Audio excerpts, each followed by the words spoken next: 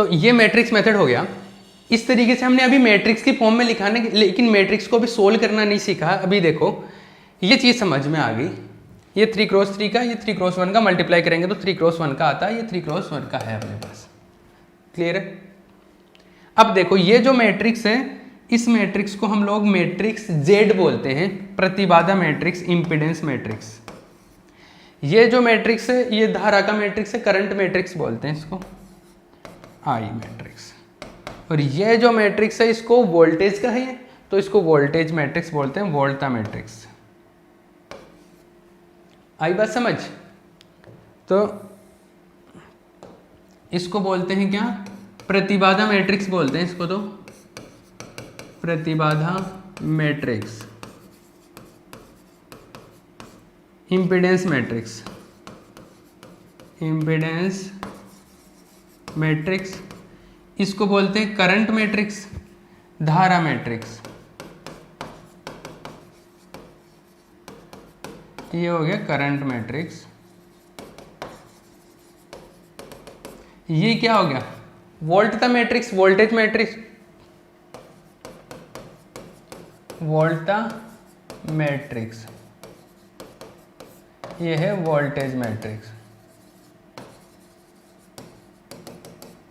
ठीक है, ये तीन चीजें आ गई।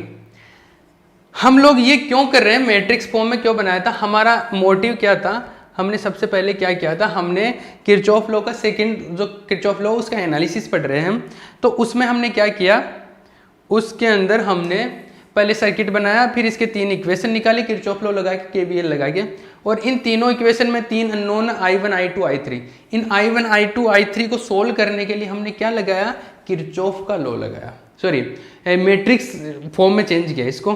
तो मैट्रिक्स फॉर्म में चेंज तो कर लिया, लेकिन अभी सोल्व थोड़ा ना कर लिया हमने, हमारे को तो क्या चाहिए, I1 I2 और I3 का वैल्यू चाहिए ना। तो I1 I2 और I3 का वैल्यू कैसे निकालते हैं वो हम लोग यहाँ से डिसाइड करेंगे कि I1 I2 I3 हम लोग कैसे कैलकुलेट करें।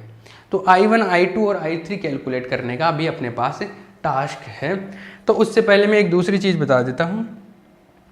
देखो ये जो Z है, इसको, ये जो Z मैट्रिक्स आ गया इसको क्या बोलते हैं, प्रतिबाधा मैट्रिक्स बोलते हैं। इसको दूसरे तरीके से ऐसे भी लिखते हैं, इसको थोड़ा सा और डिटेल में बताता हूँ मैं। प्रतिबाधा मैट्रिक्स को, प्रतिबाधा मैट्रिक्स आ गया तो इसको ऐसे लिखते हैं Z, ये आ गया आपके पास में प्रतिबाधा मैट्रिक्स।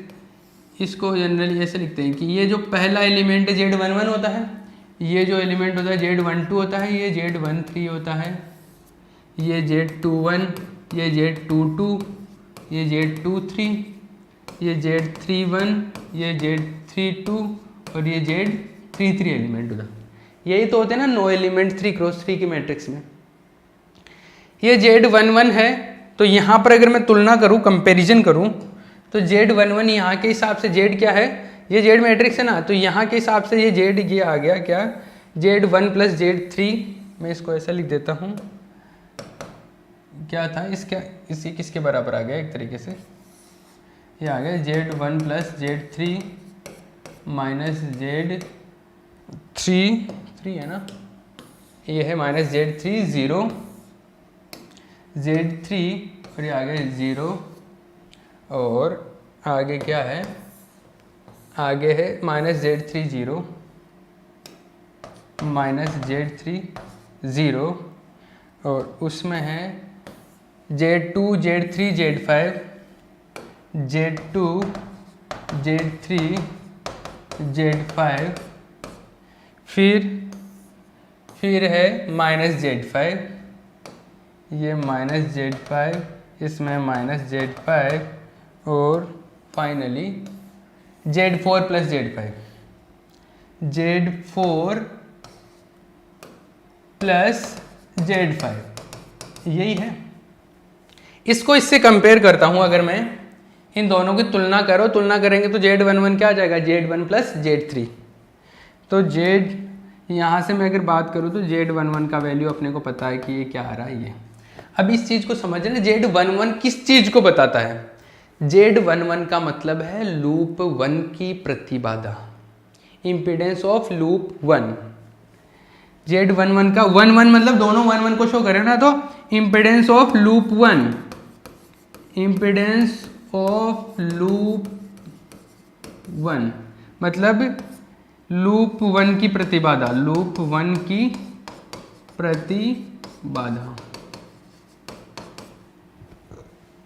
क्लियर है?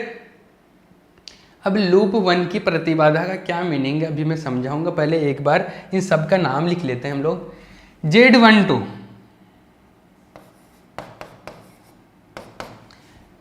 Z12 मतलब लूप 1 और 2 के बीच में जो प्रतिबाधा उसको, तो 1 और 2 के बीच की जो प्रतिबाधा उसको बोलते हैं अन्योन्य प्रतिबाधा, म्यूचुअल इंपीडेंस। तो म्यूचुअल इंपीडेंस की बात कर रहा हूं मैं, किसकी? Mutual impedance. तो लूप 1 और 2 की म्यूचुअल इंपीडेंस है ये। तो ये है लूप 1 व लूप 2 की अन्योन्य प्रतिबाधा,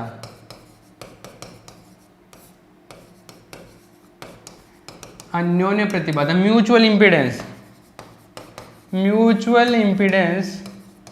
ऑफ लूप 1 एंड लूप 2, या ऐसे भी बोल सकते हैं between loop 1 and loop 2। Loop 1 और लूप पहला और लूप दूसरा, उसके मध्य की जो अन्योन्य प्रतिबाधा है वो। Z13 सीधा सीधा समझ में आता है। Z13 का क्या मतलब होता है? अब सबके मतलब वैसे ही हैं। Z13 का क्या मतलब है? 1 और 3 के मध्य, तो म्यूचुअल इंपीडेंस है ये भी, mutual impedance of loop 1 and 3, 1 और 3 के मध्य, लूप 1 एवं 3 के मध्य क्या? अन्योन्य प्रतिबाधा, अन्योन्य प्रतिबाधा। क्लियर है ना? ऐसे सब के लिए लिख सकते हैं हम लोग। मेरे को जहां तक लगता है हर चीज समझ में आ गई होगी आपको, तो हर एक इसके लिए बात कर सकता हूं मैं। जैसे अभी मैं किसी के लिए भी बात करूं तो जैसे Z23 का मतलब 2 और 3 के मध्य अन्योन्य प्रतिबाधा। Z32 मतलब 3 और 2, मतलब 2 और 3 या 3 और 2 एक ही बात है ना। अरे 3 और 2 के मध्य जो प्रतिबाधा है वही तो 2 और 3 के मध्य प्रतिबाधा होगी ना। तभी आप हमेशा इसमें एक चीज नोट करना कि ये वाला कहाँ गया, ये वाला और ये वाला सेम आ रहा है, देखना -Z5 इसी तरीके से 2 1 जो है वही 1 2 के बराबर है, क्योंकि 1 और 2 के मध्य अन्योन्य प्रतिबाधा 2 और 1 के मध्य अन्योन्य प्रतिबाधा एक ही बात है। तो ये वाले दोनों बराबर आ रहे होंगे, ये दोनों बराबर आ रहे हैं। अरे ठीक है ना, ये Z13 Z31 ये 0 आ रहा है, ये भी 0 आ रहा है। अरे चमक रहा ना ये चीज़, समझ में आ रहा है ना कैसे? तो 3 1 1 3 2 1 1 2 3 2 2 3 ये टर्म क्या आ रहे हैं? इक्वल आ रहे हैं। ठीक है, तो इसको मैं अभी डायरेक्ट लिखना सिखा दूंगा। दूसरी चीज, तो इनके सबके नाम लिखना आपको समझ में आ गया कि इनका मतलब क्या है। जैसे 2 का मतलब है कि केवल दूसरे की प्रतिबाधा है, दूसरा जो लूप है उसकी, सेकंड लूप की इंपीडेंस है। 3 का मतलब केवल थर्ड लूप की इंपीडेंस। ठीक है, अभी मैं इसको समझाता हूँ, ये कैसे इसको डायरेक्ट भी लिख सकते हो आप। क्या है? Z11 लूप 1 की इंपीडेंस है ना, तो लूप 1 Z11 क्या आ रहा है? Z1 + Z3। अगर ये डायरेक्ट आपको ये टेबल बनाना ना, ये वाला, जैसे आपने ये किया है, ये 3 इक्वेशन बनाए और 3 इक्वेशन बनाने के बाद में आपने क्या, ये मैट्रिक्स बनाया था ना। 3 इक्वेशन बनाने के बाद में ये मैट्रिक्स बनाया था Z वाला। ये Z वाला मैट्रिक्स डायरेक्ट भी बना सकते हैं। वैसे तो आपके एग्जाम में तो सब्जेक्टिव बड़ा क्वेश्चन आता है, तो आपको पूरा वैसे ही करना है, लेकिन आप इसको क्रॉस चेक करने के लिए कि जो आपने किया है कि वो ठीक है कि नहीं, तो उसके लिए एक लॉजिक है। ये मैट्रिक्स डायरेक्ट कैसे बना सकते हैं? जैसे ये मैट्रिक्स क्या है? ये मैट्रिक्स यही तो है, ये इसी मैट्रिक्स की बात कर रहा हूँ ना। तो ये Z11, ये पहला टर्म क्या आएगा? Z11 मतलब पहले लूप का इंपीडेंस, प्रथम लूप जो है उसकी प्रतिबाधा। तो प्रथम लूप की इंपीडेंस क्या है? देखो, मैं कहाँ से निकालते हैं? हम सर्किट से निकालते हैं ना। तो देखो, पहले लूप की, ये पहला लूप है, पहले लूप में जो भी प्रतिबाधा लगा रही है उनको सबको योग करके ऐड करके लिख दो। ये जो है क्या क्या है इसमें? एक तो Z1 एक Z3 ये लिखे हुए, तो Z1 + Z3 ये है। अरे Z1 + Z3 क्लियर है, पहला टर्म आ जाता है डायरेक्ट। फिर Z12 के बीच में, 1 और 2 के बीच में जो लगी हुई है, तो लूप 1 और 2 के बीच में देखो, लूप 1 ये है, लूप 2 ये है, इन दोनों के बीच में क्या लगा हुआ है? Z3 लगा हुआ ना। पर यहाँ पर वो आप ध्यान रखने के लिए देख सकते हो कि यहाँ पे क्या, ये माइनस साइन के साथ में आ रहा, ठीक है। तो वो याद रखने का तरीका है, ध्यान रखने का। मैं डायरेक्ट लॉजिक बता रहा हूँ कि क्रॉस चेक कर सकते हो। तो ये Z12 क्या आ गया? -Z3। अब थर्ड 1 और 3 के बीच में, तो 1 और 3 के बीच में क्या लगा हुआ है? तो 1 तो यहाँ पर है और 3 है, तो 1 और 3 के बीच में तो डायरेक्ट तो कॉन्टेक्ट है ही नहीं ना, मतलब 2 के थ्रू कॉन्टेक्ट है।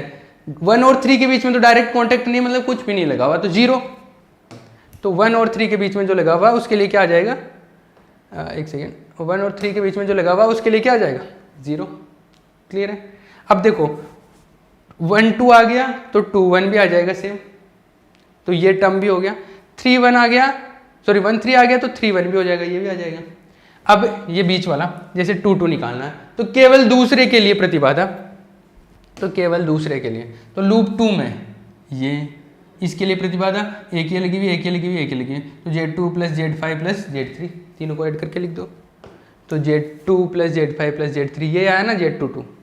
अरे क्लियर है? इसी तरीके से Z2 3, 2 और 3 के मध्य, तो बिटवीन 2 और 3, तो 2 एंड 3 के बीच में देखो Z5 लगा हुआ है, तो ये between Z2 and sorry loop 2 and loop 3 के मध्य ये आ गया -Z5। आ रही बात समझ में? ये जो बीच वाले हैं ना उनमें माइनस साइन आ रहा है, ये ध्यान रख लेना, बाकी में आपको पता ही चल गया। तो आप इस तरीके से इसको कैलकुलेट कर सकते हैं, डायरेक्ट भी लॉजिक ध्यान रखा हमने। अभी इसको आगे और आगे चलाते हैं इसको। हमारे को यहाँ से I1 I2 और I3 निकालना था ना, I1 I2 और I3, तो I1 I2 और I3 निकालते हैं, इसको कंप्लीट करते हैं फिर। देखो I1 I2 I3 निकालने का तरीका यहाँ पर एक तरीका दिया जाता है। जैसे अगर आपको I1 निकालनी है तो आप लिखो क्या, Δ1 अपॉन Δz,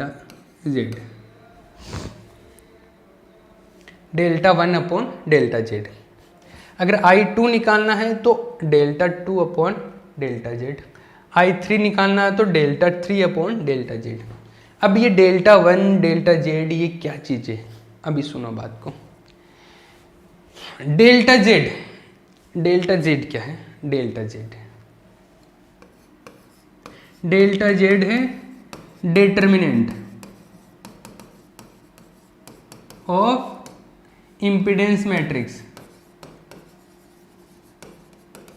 मतलब प्रतिबाधा जो मैट्रिक्स है उसका सारणिक है, प्रतिबाधा मैट्रिक्स का सारणिक निकालना है। मतलब आपकी जो प्रतिबाधा मैट्रिक्स है ये, इसका सारणिक निकाल लो। सारणिक तो निकालना आता है ना, डिटर्मिनेंट निकालना आता है कि ये इसको रख लो, फिर इन दोनों को मल्टीप्लाई करके माइनस कर दो, वो जो सिस्टम है, तो वो डिटर्मिनेंट है किसका? Z का। समझ में आई बात? अरे चमक रही है ना बात? मतलब मैं ऐसे बोल सकता हूँ कि Z जो मैट्रिक्स है उसका सारणिक है। क्लियर है? अरे समझ गए ना? मतलब मोड निकालना आप इसका डिटर्मिनेंट का मतलब हो गया कि मोड निकालना उस मैट्रिक्स का। क्लियर है? दूसरा ये Δ1 क्या है, इस Δ1 को समझ लेना। Δ1 थोड़ी अलग चीज़ है। क्या है Δ1? Δ1 क्या है? Δ1 के लिए ऐसे करना होता है, जैसे Δ1 निकालना है तो Δ1 के लिए क्या करना है आपको,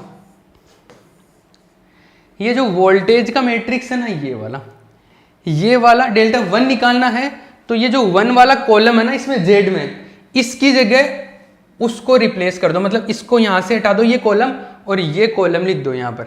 मतलब जैसे इसको हटा दिया तो वहाँ पे क्या E00 है, तो मैं यहाँ लिख दूंगा E00। तो फिर ये जो बनेगा मैट्रिक्स, इसका जो डिटर्मिनेंट होगा वो क्या होगा? Δ1। अगर Δ2 निकालना है तो Δ2 के लिए क्या करेंगे, ये सेकंड कॉलम को इससे रिप्लेस कर देंगे, मतलब ये इस सेकंड कॉलम की जगह लिख देंगे। Δ3 के लिए ये थर्ड की जगह लिख देंगे। आई बात समझ? तो मैं एक के लिए बता देता हूँ। तो हम लोग Δ1 निकालेंगे तो ये E00 यहाँ पे लिख दूंगा मैं। अरे क्लियर है ना? तो E00 हम लोग यहाँ पे लिख देते हैं इसके, तो चलो भैया लिख देते हैं। तो Δ1 क्या है? Δ1 है ये जो सारणिक बना रहा हूँ ना, इसका मोड आ जाएगा तो E00। बाकी का तो जो Z का मैट्रिक्स है उसका डिटर्मिनेंट लिख देंगे, तो ये पहला टर्म तो मैंने इसकी जगह E0 0 लिख दिया, बाकी ऐसा का ऐसा, तो -Z3 0, वो बाकी का लिख दो -Z3 0, तो ये है -Z3 0, यहाँ पे था -Z5, यहाँ पे था -Z5, यहाँ पे था Z4 Z5, यहाँ पे था Z2 और Z3 और Z2 Z3 और Z5 था आई थिंक। यहाँ पे इसको थोड़ा ठीक लिखो क्या, जगह कम पड़ गई, चलो कोई बात नहीं, जगह कम पड़ गई तो लिख लेते हैं इसको अच्छे से।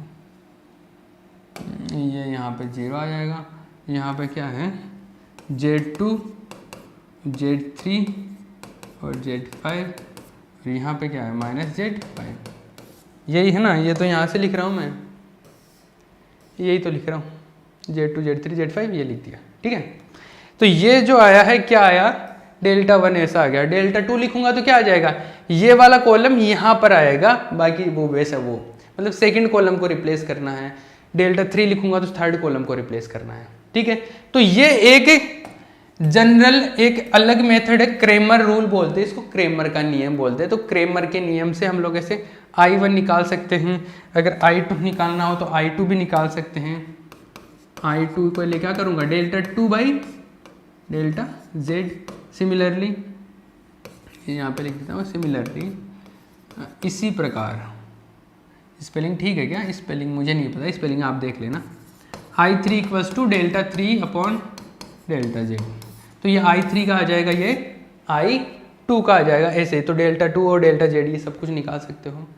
ये कहाँ पर हमने क्या किया है, हमने किरचॉफ का जो सेकंड लॉ है उसका एनालिसिस कंप्लीट कर लिया। तो एनालिसिस कंप्लीट करने के लिए सबसे पहले तो मैंने क्या किया, सबसे पहले तो एक सर्किट लिखा, उस सर्किट के लिए मैंने KVL लगा के 3 समीकरण निकाल लिए, और इन 3 समीकरणों के लिए I1 I2 I3 के मान निकालने, तो I1 I2 और I3 के मान निकालने के लिए मैंने मैट्रिक्स में कन्वर्ट कर लिया उनको, और उस मैट्रिक्स को हल किया है, सोल्व किया उसको। ये मैट्रिक्स में कन्वर्ट कर लिया हमने सबसे पहले तो इसको, ये मैट्रिक्स में कन्वर्ट कर लिया, इसको इम्पीडेंस मैट्रिक्स बोल दिया, प्रतिबाधा मैट्रिक्स बोल दिया, इसका करंट मैट्रिक्स बोल दिया, इसको वोल्टेज मैट्रिक्स बोल दिया। फिर इसको मैंने बोला कि जो प्रतिबाधा मैट्रिक्स है ये इस तरीके से है, इसको पहले को Z11 बोलेंगे, Z12 Z13, और Z11 का क्या मतलब है, Z12 का क्या मतलब है, Z13 का क्या मतलब है, इन सब के मतलब पता चल गए। और ये फिर ये I1 I2 और I3 कैसे डायरेक्ट कैलकुलेट कर सकते हैं ये, ठीक है। ये यहाँ पर किरचॉफ लॉ का क्या हो जाता है, अपने पास में एनालिसिस हो जाता है सेकेंड लॉ का। तो एग्जाम में कई बार ऐसे पूछता है, ओम का द्वितीय नियम लिखिए, या सॉरी किरचॉफ का द्वितीय नियम लिखिए और उसका एनालिसिस कीजिए, उसका विश्लेषण कीजिए। तो write down the second law of Kirchhoff and do the analysis by the circuit. तो सर्किट में किस तरीके से उसका एनालिसिस कंप्लीट करना है वो ऐसे कर सकते हो, ठीक है। जब तक एनालिसिस नहीं पूछा जाए, हमने को एनालिसिस नहीं लिखना है। तो कई बार 1.5 मार्क्स के क्वेश्चन में पूछ लेता है कि किरचॉफ का नियम बताओ और उसका एक एनालिसिस, दोनों में से एक ही एनालिसिस पूछेगा, दोनों तो पूछेगा नहीं, क्योंकि दोनों बहुत लेंथी हो जाते हैं फिर। क्लियर है। तो ये किरचॉफ का एनालिसिस हो गया है, किरचॉफ लॉ का। क्लियर है, चलो ठीक है भैया, ये हम लोग लेक्चर ख़त्म करते हैं।